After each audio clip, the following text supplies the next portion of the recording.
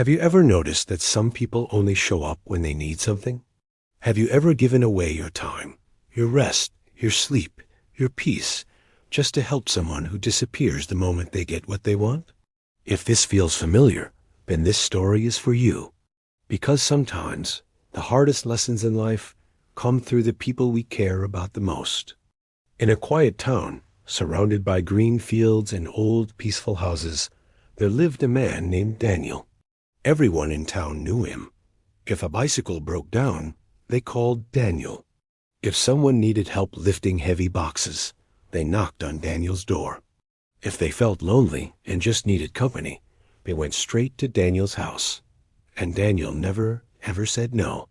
He always smiled and replied, "Of course, I'll help."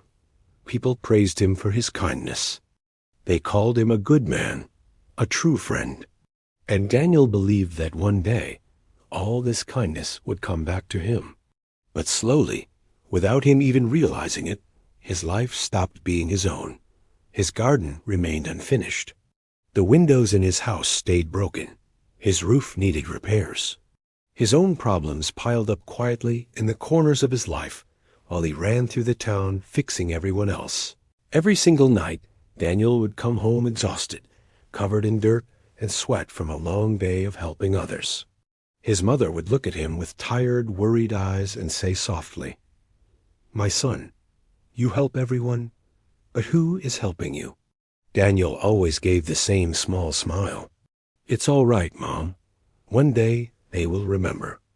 But that day never came. One evening, dark clouds gathered in the sky. A strong wind rushed through the town, a clear warning of an incoming storm. People hurried to protect their gardens, their tools, their belongings. Daniel ran out too, but not to save his own things. He went straight to help his friend Oliver, whose equipment was still scattered all over his yard. Together, they worked quickly, covering the tools and moving everything into the shed just in time. But Daniel's own garden furniture was still outside. His precious plants were still uncovered. His wooden storage boxes were left open to the coming storm. Then it arrived. Rain poured down in sheets. The wind tore through the streets with a terrifying force. By the time Daniel finally returned home, his garden was completely destroyed. He sat on his front steps, rain dripping down his face, staring at the muddy, tangled wreck that used to be his place of peace. His mother came out and placed a warm towel over his shoulders. She whispered, "Tonight you saved everyone's things, except your own." Daniel said nothing. But deep inside him, something finally cracked. The next morning, tired and confused, Daniel walked to the edge of town to visit Mr. Harris, a wise retired teacher who lived quietly near the river. Daniel sat beside him and finally let it all out. "I don't understand," he said, his voice heavy. "I help everyone, but I feel so empty. I'm tired, not from the work, but from the people. Why does my own kindness feel like it's breaking me?" Mr. Harris watched the river flow for a moment before he replied, "Look at this river, Daniel. It gives water to the trees, the animals, the farms. It sustains so much life. But when it overflows its banks, what happens?" Daniel answered softly, "It floods. It destroys everything." Mr. Harris nodded. "Kindness without boundaries does the same thing. You are a kind man, Daniel, but you have no limits. You run everywhere for everyone, but you run nowhere for yourself." He continued, "You believe that saying no is wrong, that it's selfish. But sometimes, Daniel, saying no is the most honest and powerful form of self-respect." Then he gave Daniel a challenge. "For the next 7 days, I want you to do something different. Don't say yes immediately. When someone asks for your help, pause. Ask yourself, will helping this person harm my own peace, my time, or my energy? If the answer is yes, then I want you to say, 'Not today.'" The very next day, Oliver rushed over to Daniel's house.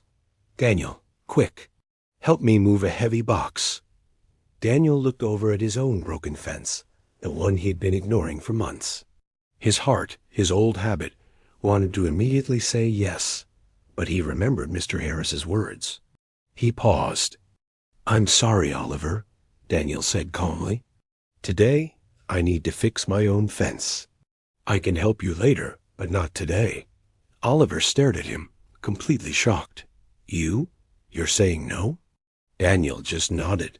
When Oliver left, Daniel felt a sharp pang of guilt, but he stayed focused on his task. By the end of the day, his fence stood strong and straight for the first time in months. And for the first time in a very long time, Daniel felt proud. The following days were similar. Neighbors asked for small favors, and Daniel politely declined when he needed to. Instead of feeling used and drained, he felt lighter, calmer, more at peace. Then, one rainy afternoon, Daniel's roof began to leak. He waited, a small part of him hoping someone would come to help him, the way he had always rushed to help them. But no one came. This time, though, he didn't feel angry or resentful. He simply picked up his tools and fixed the roof himself.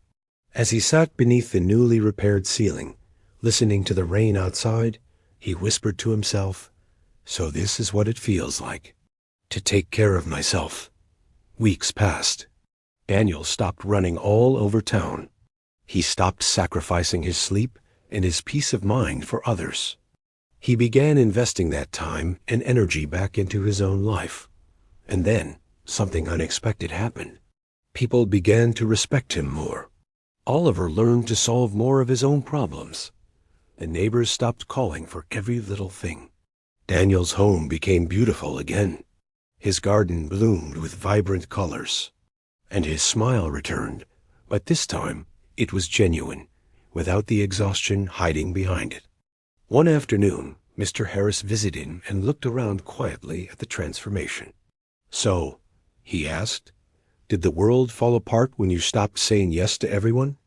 Daniel smiled, a real peaceful smile. "No, sir. My world finally came together." Mr. Harris nodded gently. "When you stop saying yes to everyone else, you finally start saying yes to yourself. And that, right there, is where life truly begins to change. So let me ask you, are you like Daniel? Do you give too much of yourself away? Do you say yes even when it costs you your own peace? Remember this simple but powerful truth. Saying no doesn't make you a selfish person. It makes you a strong one. Protect your time. Protect your energy. Protect your heart. Because the world will only start to respect you when you finally start respecting yourself. Thank you for watching. If this story resonated with you, please share it with someone who might need to hear it. Don't forget to like and subscribe for more stories that help us grow. Until next time, take care of yourself.